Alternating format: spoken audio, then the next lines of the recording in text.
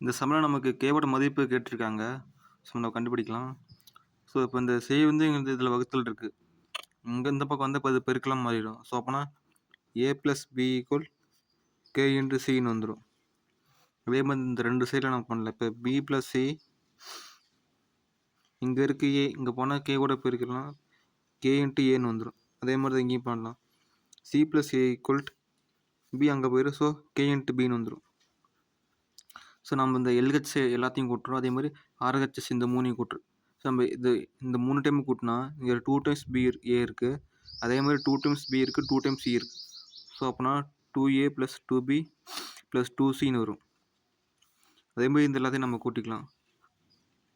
kc + ka + kp. So இங்க பாருங்க 2 காமனா இருக்கு. ஸோ நம்ம 2 காமனா வெளிய எடுத்துக்கலாம். உள்ள பிராக்கெட்ல a + b + cன்னு வரும். இங்க அதே மாரி தான் k காமனா இருக்கு 3 டைம்லயும்.